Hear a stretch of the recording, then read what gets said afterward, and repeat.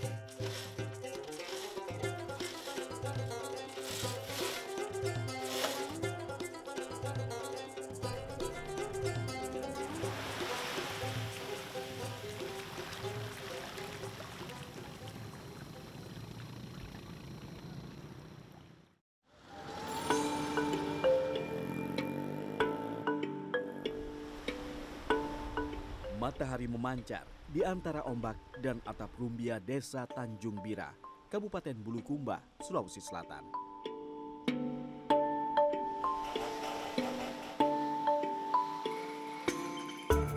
Bunyi gergaji dan pahat kayu berpadu di sela ayunan tangan tukang-tukang perahu.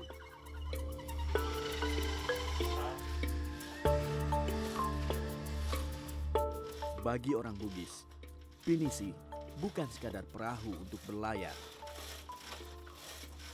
Lebih daripada itu, pinisi adalah bagian dari adat dan penghormatan terhadap warisan nenek moyang.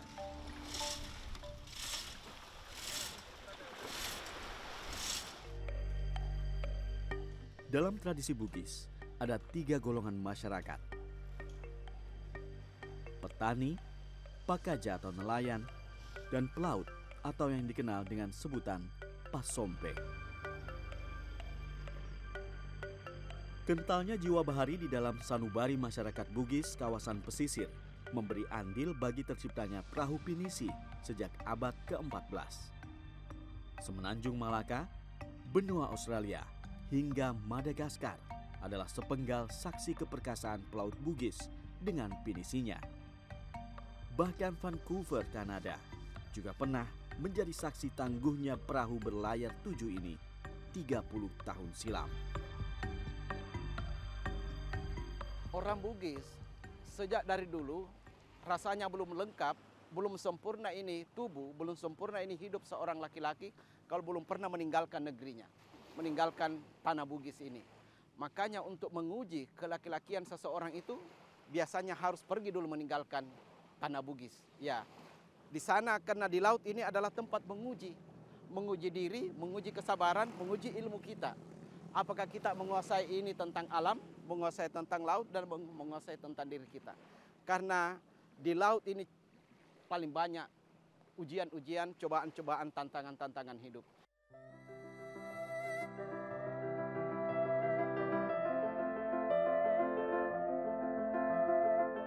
Jiwa pelaut Bugis sudah mengakar dari raja pertama kerajaan Luwu, Saweri Gading.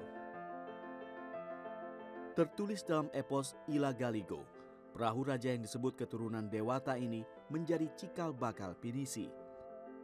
Dikisahkan, Saweri Gading yang tak bisa menikahi saudara kembarnya Wetenri Abeng akhirnya memutuskan berkelana hingga ke negeri Cina untuk melamar Wei Chudai, putri Raja Cina.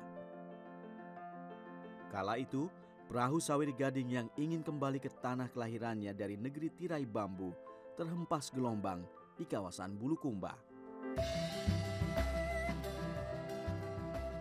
Di dalam perjalanan itu, kemudian karena melanggar sumpah yang pernah diucapkan, ikrar yang pernah diucapkan, maka terpecahlah perahunya di kawasan Bulukumba ini. Sehingga perahu ini terbagi 3, tiangnya dan layarnya ini ditemukan di Kampung Bira, kemudian badan perahu dan lunas ditemukan di Kampung Ara, kemudian sebagian dari badan perahu itu bagian depannya itu ditemukan di Tanah Lemo.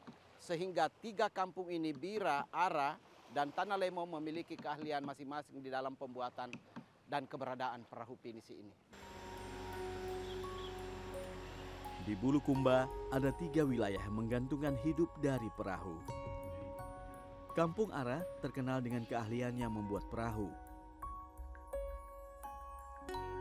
Kampung Lemo atau Beru dianugerahi ketersediaan bahan baku kayu dan keahlian menghaluskan perahu. Sedangkan Bira terkenal akan keandalannya melayarkan perahu.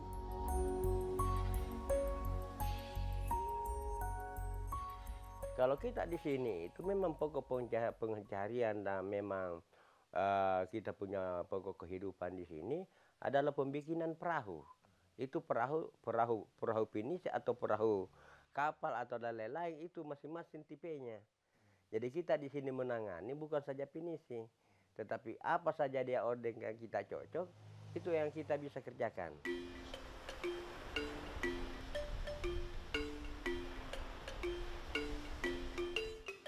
Bagi masyarakat Ara dan Tanah Lemo, pesanan satu perahu pinisi artinya jaminan nafkah untuk keluarga sudah di tangan. Karena harga satu perahu pinisi berkisar antara 100 juta hingga 1 miliar rupiah, tergantung detail perahu yang diinginkan.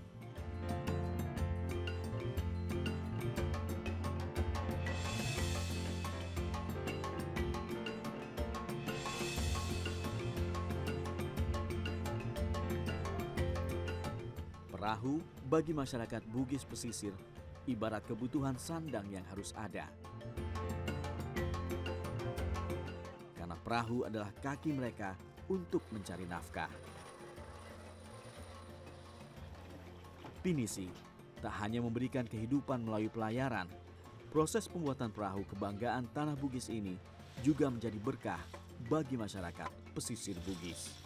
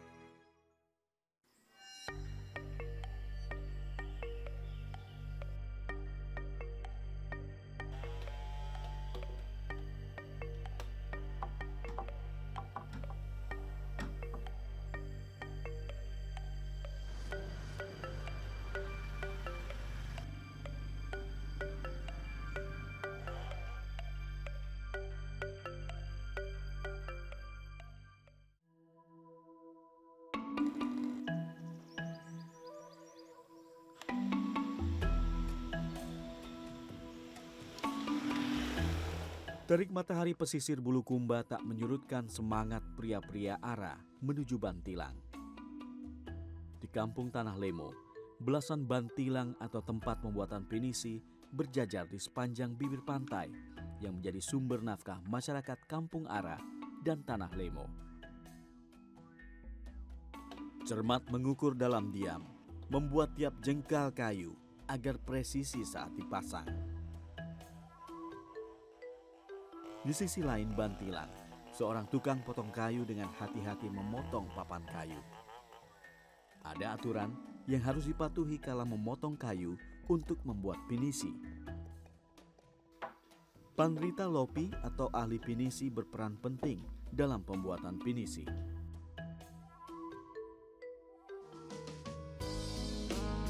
Di kampung Tanah Lemo dan Ara, hanya tersisa beberapa Pandrita Lopi. Tak mudah untuk menjadi seorang Pandrita Lopi atau Puang Rita. Karena bakat alam dan garis keturunanlah yang menentukan seorang anak Bugis bisa menjadi Pandrita Lopi kelak. Di dalam menjadi seorang pandrita, khusus perahu ini, tidak saja ahli dalam memotong kayu, membuat perahu, tetapi sampai kepada mantra-mantra, aturan-aturan, syarat-syarat di dalam membuat perahu dan memilih kayu. Jadi mulai dari memilih kayu, yang mana mestinya kayu untuk dijadikan lunas, yang mana tidak, itu pandrita harus tahu. Jenis kayu apa yang harus dibuat perahu, itu pandrita harus tahu. Sampai perlakuan perahu di air, itu pandrita harus tahu. Di Tanah Lemo hanya tersisa beberapa pandrita lopi, salah satunya Muhammad Jafar. Keahlian membuat pinisi sudah mengalir dalam darahnya sejak ia masih berusia belia. Awalnya, pandrita lopi yang pernah melayarkan pinisi hingga ke Madagaskar ini hanya terbiasa ikut berlayar kala ayahnya bekerja di Bantilan. Sudah tak terhitung perahu layar dan pinisi yang berhasil dibuatnya. Ia hafal betul tiap jengkal bagian pinisi. Ini dulu ini, aturan dulu 3 lunasnya. Sekarang 1, mau panjang itu PLM cuma 1 saja. Tapi dulu harus 3. Pinisi bagi Muhammad Jafar adalah sebuah mahakarya. Berbagai penghargaan negara dia terima atas tekadnya mempertahankan keberadaan perahu mahakarya masyarakat Bugis. Tugasnya sebagai pandrita jualah untuk mengatur tukang yang bekerja di Bantilang. Setiap tukang yang sudah mendapat bagian pekerjaannya oleh pandrita lopi tak diperkenankan mengerjakan bagian lain. Perahu pinisi merupakan metamorfosis dari perahu palari yang biasa digunakan oleh masyarakat Bugis untuk menangkap ikan. Jadi itu kalau kita berbicara tentang pinisi, dari singkat saja, dari perahu palari itu dijadikan pinisi. Artinya kalau dia perahu palari itu belum mencakup sampai ke Pulau Jawa. Akhirnya dicipta tahun 30-an bahwa pinisi itu akan dicipta dan dibesarkan supaya perahu pinisi ini bisa sampai ke Jawa untuk berlayar mengangkut barang dulu.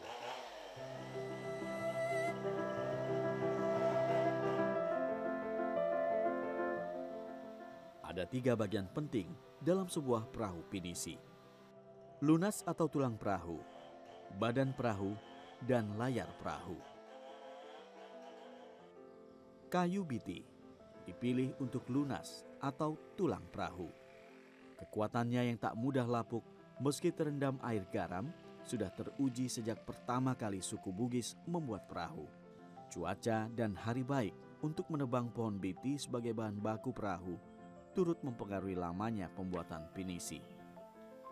Dahulu, layar diandalkan untuk menangkap angin agar perahu dapat bergerak. Layar perahu pinisi adalah ciri khas yang membuat perahu ini dikenal mancanegara. Pinisi menggunakan jenis layar sekunar dengan 2 tiang yang dilengkapi 7 layar. 3 layar berada di ujung depan, 2 layar di tiang utama, dan 2 layar di tiang belakang. Sebuah harapan tersimpan dalam 7 layar. Maknanya, pelaut Indonesia mampu mengarungi 7 samudera di dunia. Kini, mesin berbahan bakar solar menggantikan peran layar pinisi.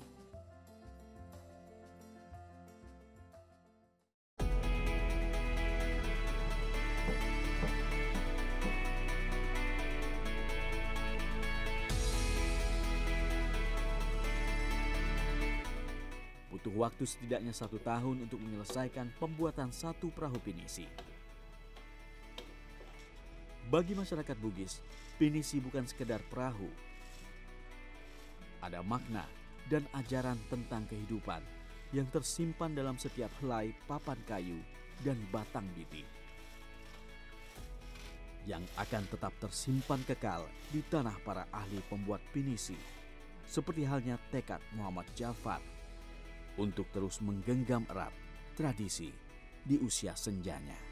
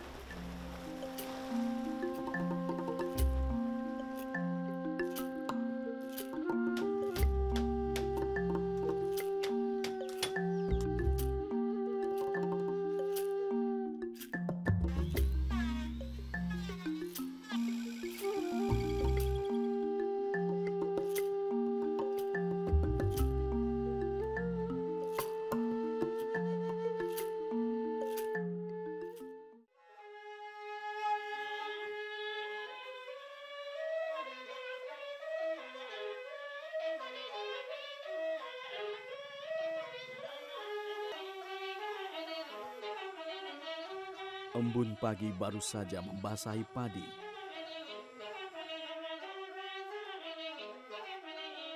Namun suku Kajang di desa Tanah Toa, Kabupaten Bulukumba, Sulawesi Selatan telah memulai aktivitas menuju ladang. Saban hari, mereka berjalan di pematang dan setapak gang tanpa alas kaki. Setiap ajaran dan peribahasa suku Kajang tidak ada yang tertulis, termasuk berjalan dengan kaki terbuka yang menjadi aturan tak tertulis sejak lampau. Bagi orang Kajang, bumi adalah ibu pertiwi yang memberikan setiap butir padi, setiap bonggol jagung, dan kekarnya batang pohon biti untuk tiang rumah. Kesederhanaan hidup bagi suku Kajang adalah menjalani hari tanpa berlebihan. Jadi orang Kajang itu berprinsip bahwa kita hidup ke masing-masing, hidup ke masing-masing. Jadi arti daripada hidup ke masing-masing itu artinya kita tidak boleh berlebih-lebihan, dan kita tidak boleh melihat ke atas, akan melihat ke bawah. Akhirnya prinsip ini bisa membuat kita rendah hati, dan tidak membuat kita sombong, dan tidak membuat kita terpisah dari orang lain.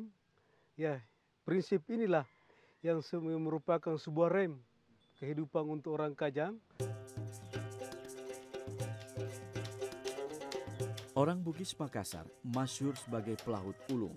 Namun, jauh sebelum dikenal hidup meniti buih di samudra nan luas, mayoritas dari mereka adalah petani dan pekebun.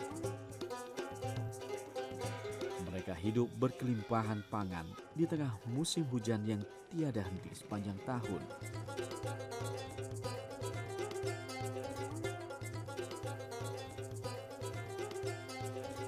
Di bawah pimpinan Amatoa, suku Kajang mampu menahan nafsu duniawi yang merusak ajaran leluhur.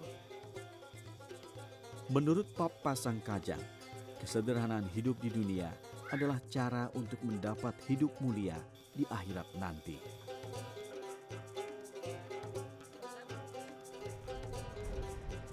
Agungnya arti ketentraman hidup suku Kajang tercermin dari keseragaman bentuk rumah yang menghadap ke barat. Keseragaman ini dibuat untuk menghindari jurang pemisah antara si kaya dan si miskin. Meski terbagi menjadi suku Kajang dalam dan luar, namun pakaian serba hitam tetap menjadi identitas utama yang terpatri dalam sanubari. Hitam ini, mereka beranggapan bahwa hitam itu adalah warna yang tua. Kemudian hitam ini merupakan suatu warna yang abadi.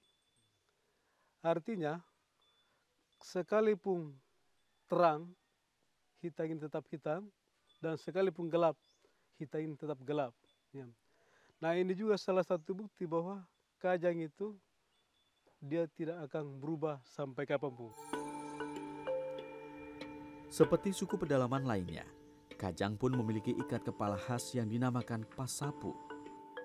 Ikat kepala atau pasapu bagi orang Kajang adalah penanda betapa tulusnya niat mereka menjaga perilaku dan sikap.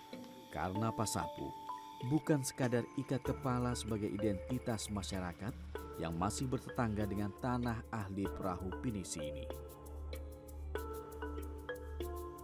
Keselarasan hidup dengan alam tercermin dengan lestarinya hutan di dalam Tanah Toa. Karena tak hanya menyediakan bahan makanan, pohon biti sebagai bahan lunas perahu pinisi juga tersedia di tengah rindangnya hutan Kajang.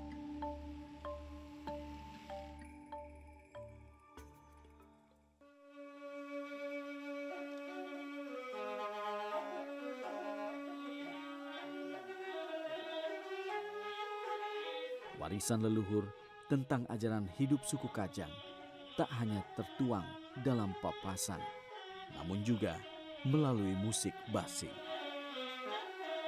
Basing adalah seruling khas Kajang yang terbuat dari bambu yang dilengkapi tanduk kerbau dan kulit lontara.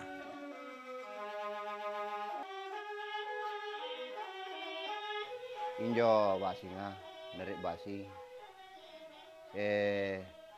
anu turun temurun dari buhiku dolo. Iya jadi pakai tarusu. Nah pun nari temate iya jadi anu dipakai poni basinga. Jadi carana ni aju nubat turi bulua.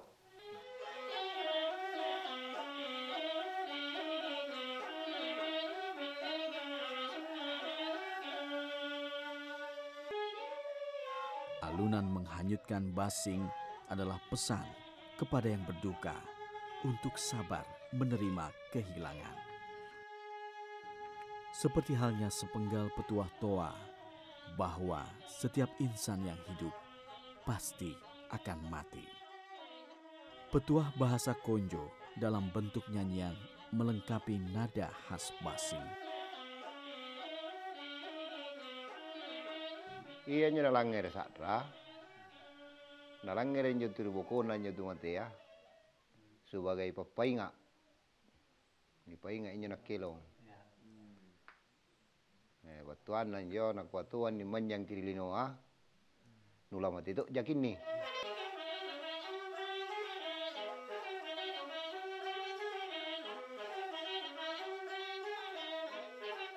Seperti halnya masyarakat Bugis pesisir yang menjaga nilai hidup dari sebuah perahu pinisi. Ajaran dalam papasan Kajang akan terus dijaga masyarakat adat Tanah Toa dalam kesederhanaan hidup.